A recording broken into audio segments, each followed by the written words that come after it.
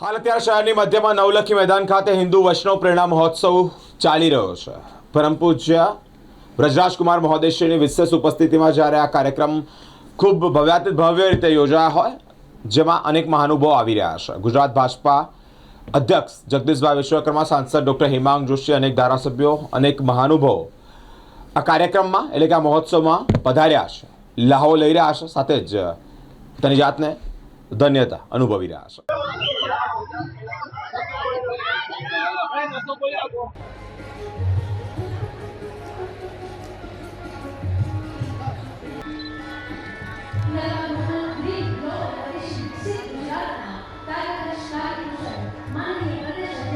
Yes, please.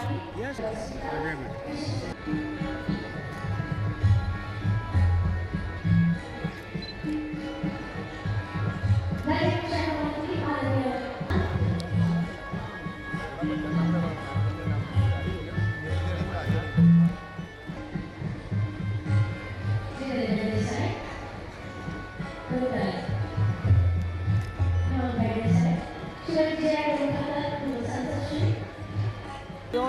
Centre में पास camera नहीं centre में पास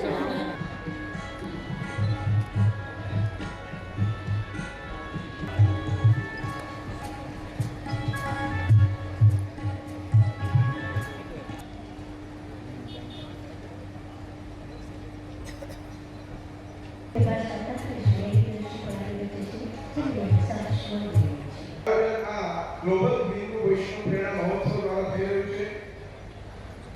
અત્રે આપણે ભક્તિમય થવા અહીંયા આવ્યા છીએ, એટલે પાણી આદિની કરેલું છે દૂધને।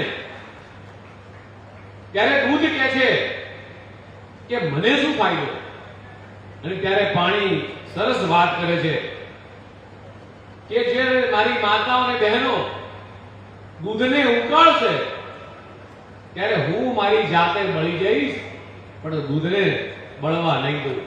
એટલે અહીંયા બેઠેલો મારો સમુદાય એવું કહે છે કે ભક્તિમય થવા દો અમને, અમે અમારી જાત વાળી દઈશું, પણ આ ધર્મને ક્યારેય મિટવા નહીં દઈએ। અને ભક્તિમય થવા અહીંયા લોકો આવ્યા છે। ત્યારે દૂધે એવું કીધું કે દૂધ ગરમ થઈ ગયા પછી શું, એટલે પાણી કહે છે એનો ઉભરો આવશે, એ ઉભરો આવે એટલે સમજવાનું કે પાણી બળી ગયું છે ને દૂધ રહી ગયું છે। એટલે માતાઓ બહેનોને ખબર પડે કે મારે ગેસ કે ચૂલા પરથી દૂધ નીચે ઉતારવાનું છે, એટલે સીજવાનો ઠરવાનો સમય આપવાનો છે। આપણે કદાચ વૈરાગ્ય કરીએ છીએ, એક ઉંમર થાય પછી આપણામાં વૈરાગ્ય વૃત્તિ ઉત્પન્ન થાય, પૈસાનો મોહ માયા બધું જ બાજુમાં મૂકી દઈએ છીએ અને ભક્તિ માર્ગે જેમ જઈએ છીએ। એક આ એક ઉત્તમ ઉદાહરણ છે। ત્યારે દૂધ સરસ વાત કરે છે, જેમ આજે હું તમારી વચ્ચે અહીંયા આવ્યો છું, ખલેલ પહોંચાડી રહ્યો છું, તમારા સત્સંગમાં ખલેલ પહોંચાડી રહ્યો છું, ચોક્કસ મને દેખાઈ રહ્યું છે। ત્યારે દૂધ એવું કહે છે કે પાણી અને દૂધના સંબંધની વચ્ચે એક લીંબુનું ટીપું આવશે, દૂધ ફાટી જશે, પાણી અલગ ને દૂધ અલગ થઈ જશે। તને મંજૂર છે? એટલે પાણી કહે છે મને મંજૂર છે।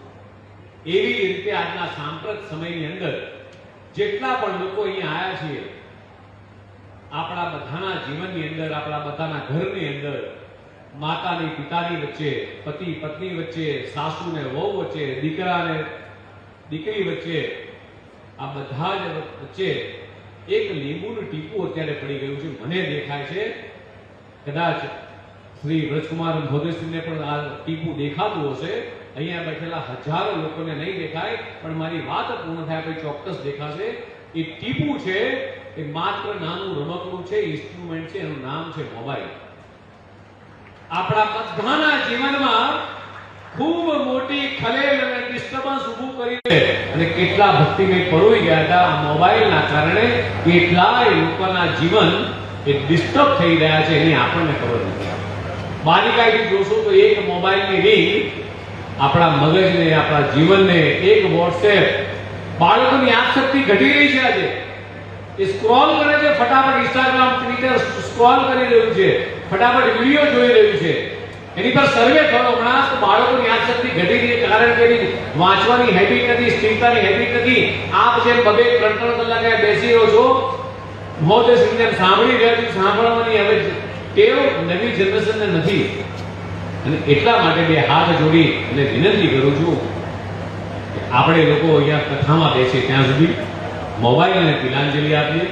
સાથે સાથે આપણા પરિવારની અંદર જે રીતે આપણે એક ઉપવાસ કરતા હોઈએ છીએ 15 દિવસે કે મહિનામાં એક વખત, એવી જ રીતે જેમ ઠાકોરજીને થાળ ધરાવીએ છીએ એવી જ રીતે શું પરિવાર સાથે બેસી ત્યારે મોબાઈલની બાજુમાં મૂકી શકીએ? ઠાકોરજીની પ્રાર્થના કરતી ત્યારે મોબાઈલની રિંગને સાયલેન્ટ કરી શકીએ? અઠવાડિયામાં એક દિવસ મોબાઈલનો ઉપવાસ કે સોશિયલ મીડિયાનો ઉપવાસ કરી શકીએ?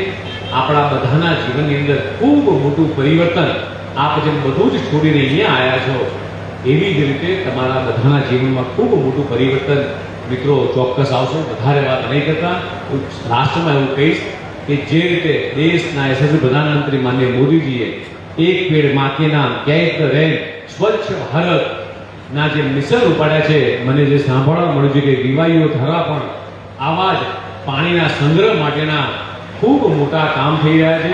ફરીથી આ યુવાઓની આખી યુવા પેઢીને ધર્મ સાથે આ રાષ્ટ્ર સેવા જે કરી રહ્યું છે, સમાજના વિવિધ કાર્યો કરી રહ્યું છે, એના માટે આખી આ યુવાઓની ટીમને ફરીથી લાખ અભિનંદન આપું છું. અને ફરીથી આપ સૌ હરિભક્તો જે ક્ષમા માંગુ છું કે તમારી જે 2 મિનિટ 5 મિનિટ મેં બગાડી છે એના માટે ક્ષમા યાચના સૌને જશે.